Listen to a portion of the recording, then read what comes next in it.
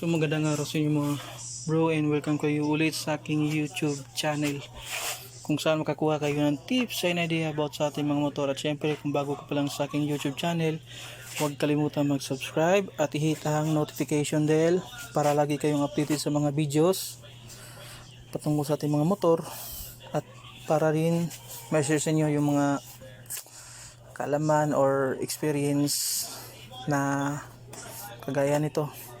So nakita nyo sa unang video, no, kapag ginagalaw yung manibela, namamatay, kusang namamatay kapag niliko ng pakaliwa or pakanan, kusang namamatay yung makina. So ang hinala ko is yung sira is ignition switch. So tinester ko, ito yung connected sa ignition switch, yan, ito.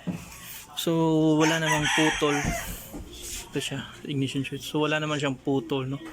So ang next na ko diagnose is yung accessories wire. Ito yung brown accessories wire is putol. So kumuha ko ng multi-tester, yun, tinest ko. Ang chinek ko lang dito is yung neutral light, yung neutral light indicator. Umiilaw siya kapag binibigyan siya ng supply or power. So ito yung yung neutral light indicator, no, yung sa pagitan ng green at saka yung gray. Hindi ko alam kung anong kulay ito, para siyang pink or brown, no.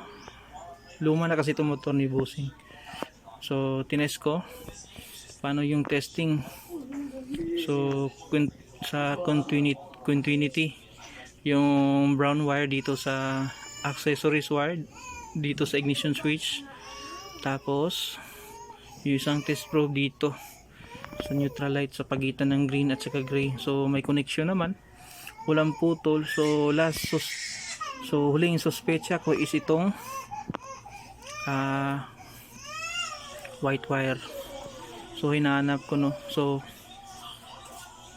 kapag dito ako naka-test light, direct ito sa battery, doon sa battery, yan, isang sa positive doon sa battery, yung isang test probe, at saka dito sa white wire sa continuity din. So wala siyang connection. Kapag ginagalaw ko yung manibela, minsan may connection, minsan wala. So confirm ito yung may problema, may putol na connection. So ang remedyo nito is kuha lang kayo ng 16 gauge wire, putulin nyo yung white wire dito at saka i-direct doon sa fuse. Huwag nyo yung i-direct sa battery, ha. Idaan nyo muna yung fuse, yung main fuse ng motor. Doon nyo i-connect, putulin dito, tapos i-connect doon sa main fuse ng motor. So hinanap ko siya, no. So nakita ko yung putol dito. Ito yung putol. So at least nahanap natin dito, hindi dito sa loob, dito sa loob ng harness. Buti nakita ko dito yung putol.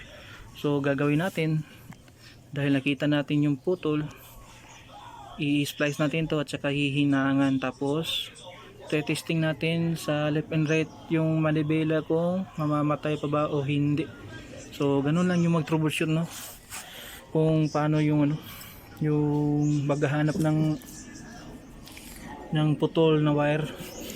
At importante talaga na mayroong multi-tester para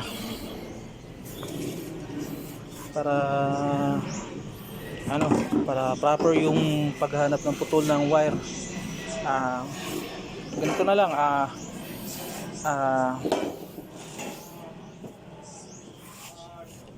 yung problema ng motor ay nawawala yung power kapag iniliko sa left and right. So understood na may problema talaga sa ignition switch or sa linya galing battery papuntang accessories wire. So yun lang, testing lang yung yung connection ng galing battery papuntang accessories wire. So gamit lang yung multi-tester. So ganun lang kasimple, no mga bro. So babalikan ko kayo, i-splice natin to, tapos testingin natin kung mamamatay pa ba siya kung ililiko natin sa kanan at saka sa kaliwa. So babalikan ko kayo. So ayun na, no, temporary lang natin kinabit yung yung putol. So tatry natin, no, kung mamamatay pa ba siya kung gagalawin natin yung manibela.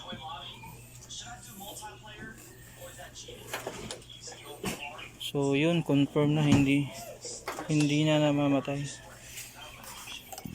So hihinangin na natin 'to, no?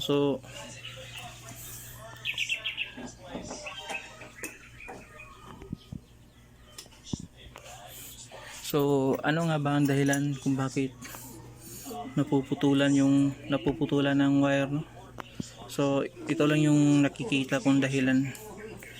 Number 1, loaded sa accessories, so wala sa proper wiring. Hindi naglalagay ng relay kapag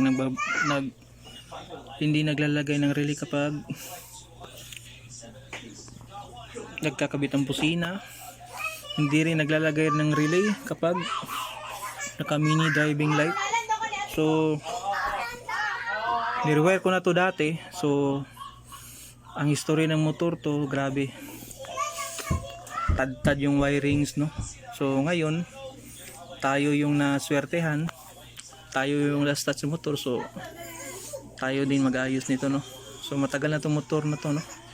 Hindi ako yung first yung nag-wiring nito. So marami ng electrician na dumaan dito. So nirewire ko lang to, tapos okay na. Tapos may relay na to, at saka yung mini driving light, mga accessories niya, accessories light, may relay na rin. Sana yung mini driving light niya ito. May underlights din to, so nirewire ko na. So yun lang yung nakikita ko, no, na umiinit kasi ito sa katagalan. Tapos kapag nahihila, yun, humihina yung wire natin sa katagalan, napuputol. So ayusin ko lang to, no, so para solid yung pagkakakapit. So hanggang dito na lang yung video natin, guys. Sana meron kayong natututunan. So ayusin din natin yung sintesta ni bossing, you know.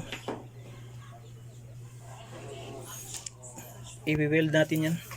So hanggang dito na lang yung video, guys, no. Then ride safe and God bless. Smile, obe.